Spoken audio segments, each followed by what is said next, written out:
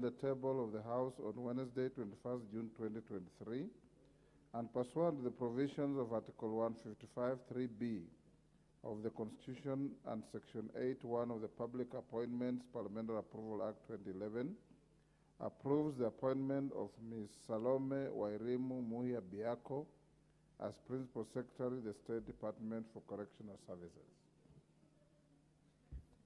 We put the question.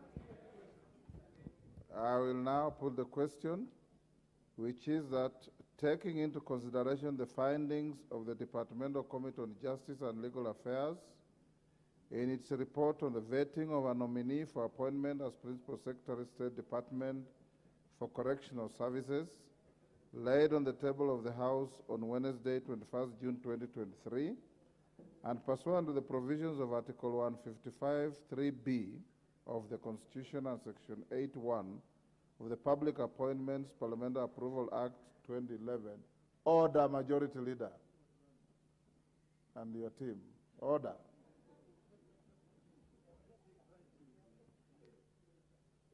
This House approves the appointment of Ms. Salome Wairimu Muhia Biako as Principal Secretary, State Department for Correctional Services. As many as of that opinion say aye.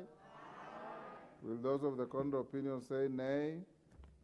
The ayes have it. Actually, the person who laughed and disturbed the speaker was not the majority leader. He is one of the ladies that appear to be excited by the presence of the majority leader.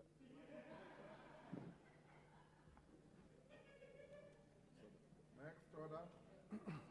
Next order. Order number 10, motion. Ratification of the amended Nairobi Convention and the Protocol for the Protection of Marine and Coastal Environment of the Western Indian Ocean from land-based sources and activities.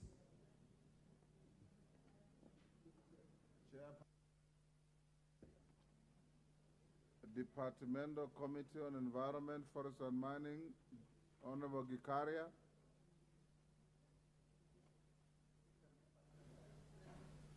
Is nowhere.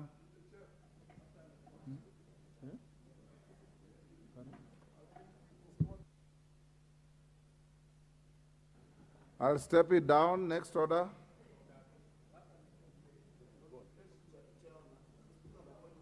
Yes, the Honorable Majority Leader. Sorry, Speaker, on a point of order, just for information, I should have said this during the statement hour, that further to your request 2 weeks ago on NGCDF and GAF disbursement, the Cabinet Secretary, National Treasury, had asked me to inform the House that they have now fully disbursed GAF 100%. They have also further disbursed another 10 billion shillings out of the 19 billion shillings that was pending on NGCDF. Therefore, the balance of 9 billion shillings will be disbursed as he promised before the end of this financial year. And for the first time in the history of this House, at least since I joined, we are crossing over a new year, financial year, without any arrears in CDF, NGCDF. And also on county government funds, is only the month of June that all our county governments have not received money for, a figure of about 29 billion shillings that he's working on for the month of June. Therefore, even our governors back in our counties should have no excuse now not to offer services to members of the public, or indeed not to pay their workers, as I have seen around the country. All those amounts have been disbursed.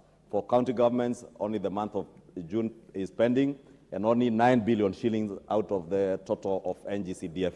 Thank you, Honourable Speaker. Well done, Majority Leader.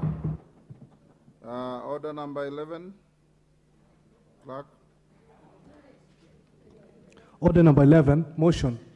Ratification of the Kigali Amendments on the Montreal Protocol on the substances that deplete the ozone layer. Chairperson, Departmental Committee on Environment, Forest and Mining. Martha is stepped down. Who is there? Cameron, you have authority from your chair to move the motion? Record the apology. You are lucky this is a day that the mood is different. Where is your chair? Thank you, Mr. Speaker. And because of this, I want to register the apology that you let us move on Tuesday next week. Thank you. Martha, step down. Order number 12. Order number 12, motion. Ratification of the Bamako Convention on the ban of the importation into Africa and the control of transboundary movement and management of hazardous waste within Africa. Cameron, is it the same situation? That is your committee? Thank you, Mr. Speaker. We still extend the need to present it next week on Tuesday. Thank you. Martha, step down. Order number 13. It has not been called out yet, Majority Leader. Order number 13, the Statute Law Miscellaneous Amendment Bill, National Assembly Bill number 60 of 2022. Majority Leader, are you in a position to move, or we give the Majority Leader the mic? Thank you, Honorable Speaker. Honorable Speaker, miscellaneous statute, it's quite a weighty matter that we cannot begin now, being 5 o'clock. I would rather step it down to sometime next week. Thank you, Martha. Step down. It will be on the standing on the order paper of Tuesday. Next, order number 14. Order number 14, motion. Report on the United Nations Convention Against Corruption and Global Parliamentarians Against Corruption meeting. Who is the chair? Honorable Speaker, the Honorable Shakil is the chair, and he had indicated he was out of town, and he was not expecting it to us to get to that particular order this evening, so we could also step it down to sometime next week. Martha, step down. I direct the clerk that business appearing at order number 10, 11, 12, 13, and 14 appear on the order paper of Tuesday next week. Order, honorable members, could you be upstanding?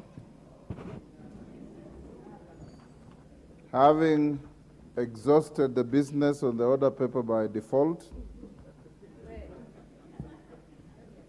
the House stands adjourned until Tuesday, the 27th of June, 2023 at 2:30 p.m. Pesa akaenda akanunua credit. And Stella went and took her money and bought credit. Akaweka kwa simu. Put on her phone. Akaniambia kuna pastor najua atakuponya saa hii tu. And I told me that there's a pastor who is going to heal me immediately. Akaniuliza unaamini, nikamwambia And she asked me if I believe, and I told her yes, I do. Tukapiga simu, sijui ni pastor mgani alikuwa anapigia. Then we called, and I did not even know which pastor she was calling. Tukaongea na pastor. And I spoke with the pastor. Na nikaponywa kutoka hapo. And I was healed through that time. And that was Bishop Munga. Yeah. So from that day you come out from the bed, so start walking, everything get well. Yes. And again you introduce a lady with a child. Yes. Lisa, how did you do it? Because this is your miracles. Because what was her condition before Munga? Pray with her. Give me the microphone to Lisa. Lisa, her condition was so worse. Lisa. Stella. Sorry. Stella, hali ya Lisa ilikuwa baya sana. Ndio. Yes. How was it? Ilikuwaje? Mimi kwanza sikuwa najua ako wapi. Sasa mimi nikaulizia kwani Lisa alimeenda wapi siku hizi? She's saying that she never knew where Lisa was as her friend, and so she was asking, where is Lisa these days, because I don't see her. Huyo mama akaniambia ati Lisa aligojeka hata tokagi kwa kitanda. And so that lady told me that Lisa got sick and she cannot even come out of her bed. Kabla tuonane nikamkuta kwa geti yetu na nigojea hapo. Or before we met, I met Lisa on the gate where she lives. Hata hakuwa anaweza kusimama vizuri. She could not even be able to stand upright. Hakuwa na nguvu. She did not have even power in her life.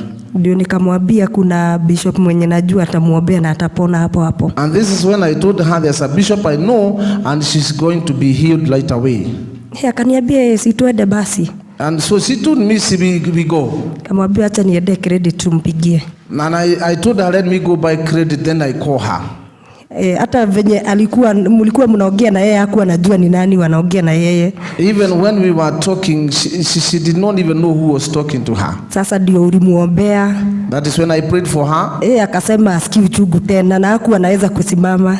She told me that she's not even feeling pain anymore, and actually before then she could not be able to stand. Hapo akaamuka akaniambia ameenda kupika. She woke up and started doing things. Akaniambia nimeenda kupika sasa hata sisikii uchungu hata kidogo sasa. And she told me she's not feeling any pain anymore and she want to go and cook. Hata ile picha yenye alikuwa ameambiwa apigwe hakupigwa. But because the doctor said that she should go for scan for a picture, she did not even go for that. Kapona hapo na jaigojeka tena. Because she's lived her healing there and she has never been sick again. Well done. This is the message which I started in this book of casting of the devil. Ile message ambayo nimepeana ya kutoa mapepo. When I take you back to the beginning of the subject, which I just want to do a repetition. Naweza kumpeleka tena nyuma kwa ile message ambayo nilikuwa nimepeana kwa kitabu yangu. In page number 10. Kwa ile ukurasa wa 10. Just remind you that what I was teaching has been performed here in Thika. Ili niweze kuangazia ya kwamba yale nilikuwa ninafunza imetendeka hapa Thika. Not with me, na sio mimi nilitenda haya, but with Bishop Munga who is translating to me here. Ni Bishop Munga ambaye anaendelea kunitranslate. Not only Munga, sio Munga peke yake. Stella and Lisa contributed to that. Stella na Lisa waliweza kucontribute kwa haya. In that scripture, Matthew chapter number 10 verse number 1. Hiyo maandiko iko katika Matthew 10 nafahamu Mukumninia moja kwanza, the first one, it says, inasema hivi, and when he had called unto him his 12 disciples, wakati alipowaita wale wafuasi wake 12, he gave them power against unclean spirits. Aliwapatia nguvu waweze kushinda mapepo maroho ambao ni machafu, to cast them out, waweze kutoa hawa maroho machafu, and to heal all manner of sicknesses, na waweze kuponyesha magonjwa ya aina yote, and all manner of diseases, na kila kitu ambao ilikuwa inafanyika kwa maisha. Let us call a spade a spade. Wacha tukaweze kusema ya kwa tuita, that was scripture in the book of Matthew. Hiyo maandiko ambayo iko katika Mathayo wrote about Jesus. Imeongea kuhusu Yesu. In 2019 years ago. Wakati wa kabla ya miaka 2000 sasa. Now Bishop Munga is a disciple.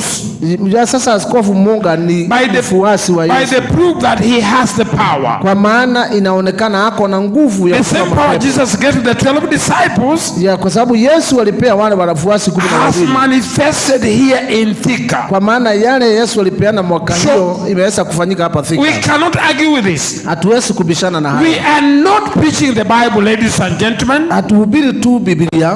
But I am putting the Bible in practice. Lakini sasa hii tunaweza kufanya Biblia ifanyike kazi. Now if Munga has been used this way on telephone. Kwa hivyo kama Munga ametumika haya kwa kupiga simu. Apostle Paul will use by handkerchief. Naye Apostle Paul alitumika kwa kitambaa. The same Apostle Paul could be here, could be healing people through telephone. Huyu Apostle Paul angekuwa hapa angekuwa anaponyesha kwa simu.